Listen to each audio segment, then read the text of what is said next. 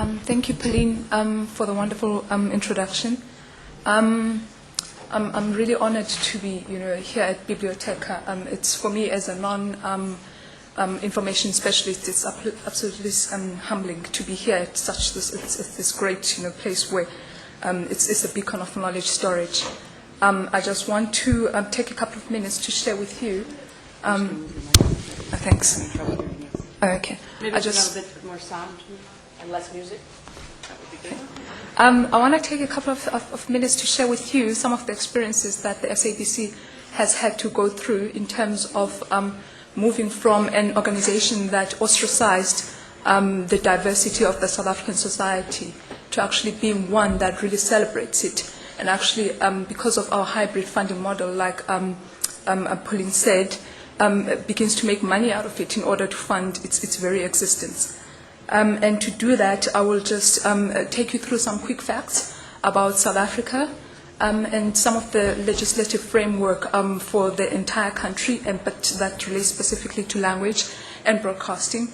And then I'll talk about the South African language distribution and how the official languages are distributed in the country. And then I'll take you through some of our experiences with broadcasting and language. And basically, to close off, I'll talk about a couple of things that we'll be doing going forward in order to maximize the impact of our broadcasting system. A quick facts about South Africa. We last, you'll bear in mind, you'll see a couple of different figures, but that's because we last had the official census in 2001. But as of 2008, it's estimated that we're a population of roughly 8 million people. We're spread over 9 provinces that I've named there. But the essence really is of South Africa as a country is that we are defined by our constitution, which is the supreme law of the land that was enacted in 1996, coming out of what was a repressive society and that polarized the country according to racial lines.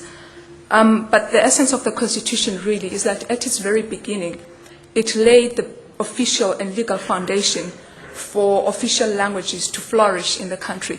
And that included English, Afrikaans, and the previously marginalized languages of Sesotho, Setswana, Seswati, Tshivenda, Xitsonga, isiNdebele, isiXhosa, and isiZulu. And that slide just shows you a breakdown of the official languages and exactly the percentage of the population that communicates in those languages. You will just excuse, that's a source, an official source from the last census, which was held in 2001.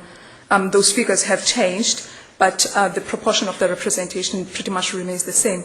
But then what you see there in that slide is that the majority of the critical majority of the people do not necessarily speak English. It's only 8.2% of the people who speak English, and 13.35% of the population speak Afrikaans, which was a language that was affirmed to the detriment of the rest of the official languages.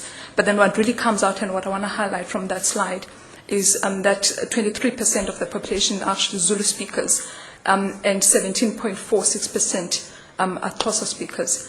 And that constitutes the majority of the people of the languages that are spoken in the country, including the rest of the indigenous languages. Now, these people were spread, these language groups are spread according to the provinces and arranged according to those provinces. Now, you'll see this slide is also consistent with the previous slide in that Zulu speakers actually spread over 3 provinces, while Xhosa speakers are spread over 2 provinces, which would be consistent with the respective 23 and 17% that I mentioned. Now, a language that begins to emerge in this new slide is that in a province of the Northern Cape, and I think I picked up in Chris's presentations, a picture of the Khoisan group, which is a group of people that are considered the very first indigenous people to have come out from South Africa before the settling of the rest of the languages many years back. The language that they speak, we call it the XK Khoisan language. It is not necessarily enshrined in the Constitution as an official language, which might have been an oversight back in 1996, but today, it has emerged to be a language that requires protection and promotion, in fact, because the fact remains that these are indigenous citizens of the country. Now, again, the Constitution, what it did was to highlight the importance of the languages that had diminished, whose status had diminished in the past, and actually put a role, a responsibility on the state to find means and ways of promoting these languages. And for me, this paved way for the review of the broadcasting system of the country, in that it required of the country's broadcasting system to operate in a manner that was consistent with this type of society that South Africa sought to be or envisaged at the time. And this resulted in a process of the review of the Broadcasting Act of the country, which placed the responsibility on the national broadcasting system, which was arranged according to the public broadcaster and the private broadcaster at the time, but has since evolved. But what it really did was to require of the SABC to reflect in its programming the diversity of South Africa and actually celebrate that diversity with a particular bias towards coverage of the entire spectrum and cultural backgrounds and reflecting official languages of the country. And for us, that represented for the first time policy space that was open to the promotion of indigenous languages. Now, while you had a policy space, it's all nice and easy to have policy framework, but then you need a tool of regulations that can be used to hold people to account, including the public broadcaster, because it's quite nice and easy to deliver language that sort of, or to deliver on a language mandate in a paternalistic manner, and you treat languages in a paternalistic manner. So what we did in order to run away from that and to begin to take languages seriously was a couple of years back, this now at the turn of the century, to establish, to actively engage the regulator to develop a set of quotas that would force the SABC and any new licensees in the broadcasting space to actually have specific minutes and hours that they would dedicate to the broadcast of indigenous languages. And what that process did was to establish 7 genres that the SABC had to broadcast on. And there were news, current affairs, informal knowledge building, documentary drama, children's, and education. And I've just started, I've just shown you where we started in financial year 2008-9. However, we had started way before this. But this was the time, this represents the time, 809 represents the period where we started to break even and begin to make profit from our investment in local languages. As you can see, currently we're in financial 10-11, and we've made strides. We actually, we are able to meet the quotas that we have set of 7 hours per week, half of which should be in prime time of news, and in all the indigenous languages. Now, where we're lacking behind, perhaps, is, and this one can put on the fact that we have to, in a 30-minute slot, you have to make space for advertising to get revenue, which in any case you need to offer the very same service. So we probably haven't really gone a long way in terms of packaging a 30-minute program that is in an indigenous language. It would fall within a 30-minute slot, but then it would typically be about 16 minutes or so to make the rest of the 14 minutes for advertising. Now, just to give you a context of how we're able to deliver on our language mandate quota, this required a serious change of mindset between the board leadership, management leadership, and operational leadership. And how we did this, how we achieved this, is that we thought it's important to realign the issue of language so that it moved away from being a burden to being an opportunity. And to do that, we had to embed it in our corporate goals, in our business plan. And that led to us, that required for us to invest in the training and development of the entire input process of broadcast material, of content. We had to train commissioning editors, we had to train on-air staff, we had to train our journalists to think of language as actually an issue that is important for a future survival of a company. And from there, we moved to developing guidelines for the production sector, because about 80% of our programs in genres other than news and current affairs is actually outsourced. Now, the problem in South Africa is that you have a production sector that is that predominantly thinks in an English manner or is English cultured. So, but what we did was to develop a set of guidelines to inform them, to say to them, okay, as our suppliers, we require input ABC from you. This is what we require from you, because in turn we have clients and customers to satisfy, who are our respective audiences, and it began to pay off. We began to see a move away from scripts being written in English and translated into the indigenous languages, to a point where the production sector actually employs people who are fluent in these languages, who can think in these languages and write scripts in indigenous languages. Although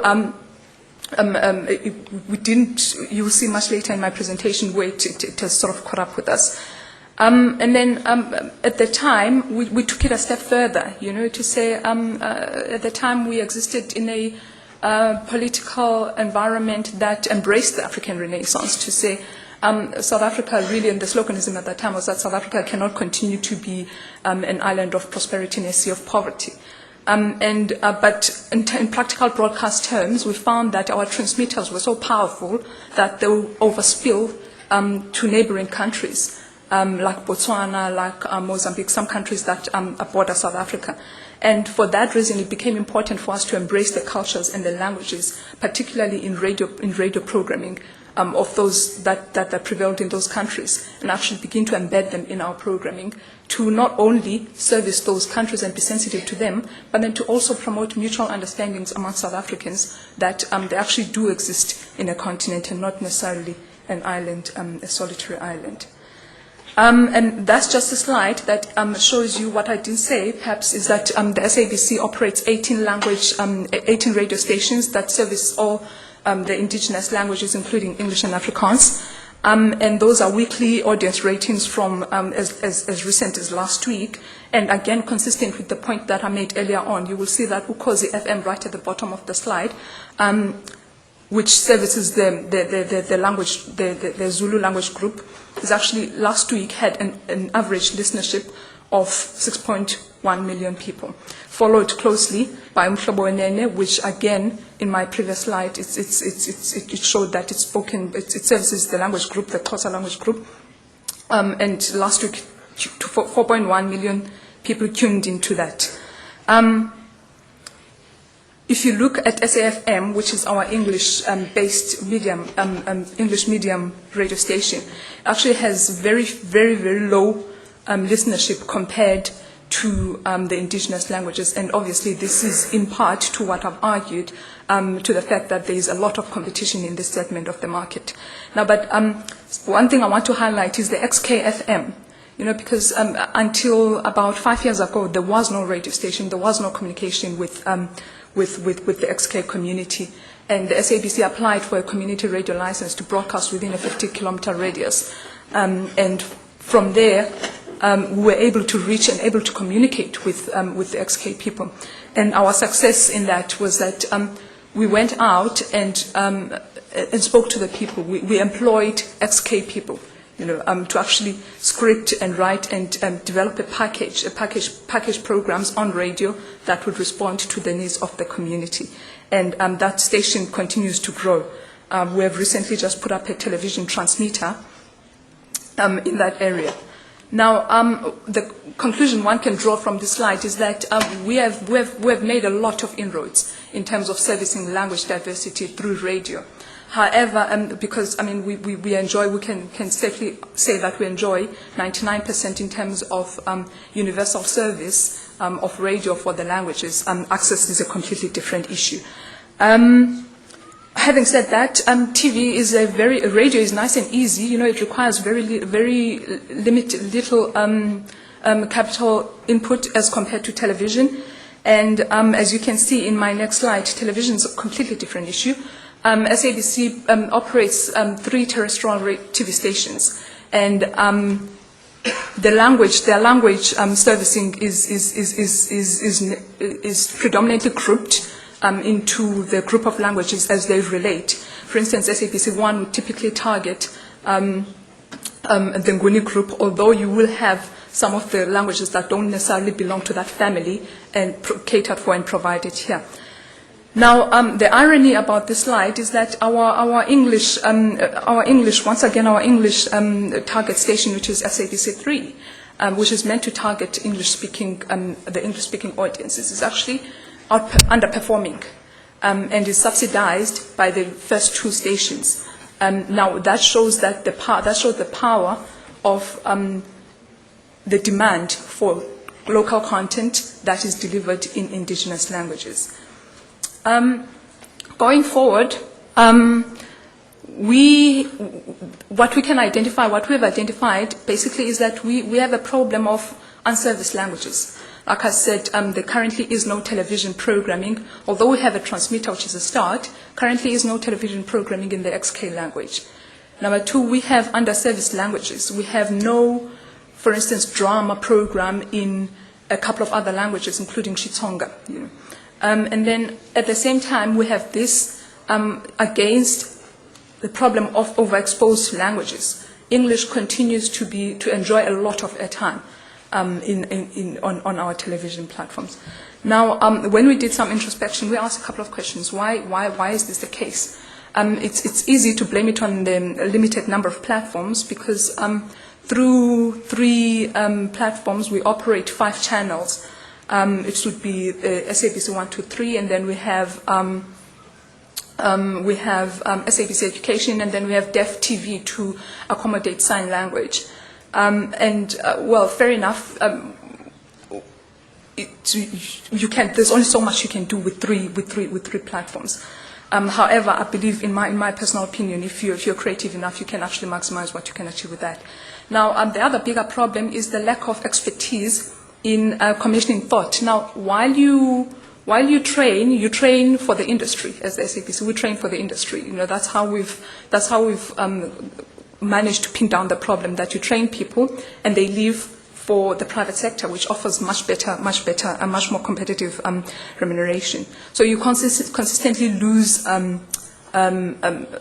that expertise that you build up. And then we lack also that creativity in the production sector. While we have achieved so much in the past couple of years, but then we feel that we need to increase the depth of what we offer in terms of the indigenous languages. Now, in terms of going forward, what we've done is that we have a current pilots, because we really feel that, like I said, we need to invest in the depth of what we offer our audiences. It's nice and good that we have achieved all the language quotas that were set for us by ICASA, but it's very easy to sit and be comfortable at those and wait for regulation to come, which can take forever. But we said, look, for growth and for growth purposes, we need to delve into the authentic meaning of what it is to provide content in people's indigenous languages. And one of the current pilots that we're doing is we have a partnership with one of the language schools in South Africa, where they're developing a body of vocabulary of words that that our production staff, from story conceptualization to actual output on air, have to think in the indigenous languages. That's one. Number two, the second aspect of it is that we need to train our studio guests, our expert commentators, so that if they talk about on the bulletin about the G20 summit happening in South Korea, it must have true resonance with the person sitting in a deep rural area. It must be able to tell them, to decode, they must be able to decode what it means to them on a daily basis. Now, the next phase, obviously, is talent retention, but then to do that, we want to, we have, and currently also we're doing this, we have just started now a cycle of knowledge management, where we want to, because we cannot curb staff attrition issues or staff rotation issues. You cannot permanently curb those. So what you need in order to retain that knowledge is a system where there is knowledge sharing corners and knowledge sharing system, a sustainable knowledge sharing system within the company. And then again, something that's quite exciting coming up is a trilateral partnership between language schools, production schools, and the SABC. Now, why we target production schools is that we want the experts, production experts, that when they come out of school already, when they finish their school curriculum in production, that they're able to be absorbed by industry already proficient, in African languages and actually efficient in the production or thinking and producing in an African language. Now, in the medium term, South Africa is currently undergoing a pilot phase of a pilot phase of digital migration. And the success of that will actually give us a number of multiplexes through which we can increase our language offering. Now, but we cannot wait for that to happen. What it means for us is that we need to sort of maximize the impact on our existing platforms. Perhaps review that we have one platform that's predominantly in English, but that's not really performing. So how can we use that to sneak in our language code or more language content, more indigenous language content, without necessarily upsetting the balance of license regulations.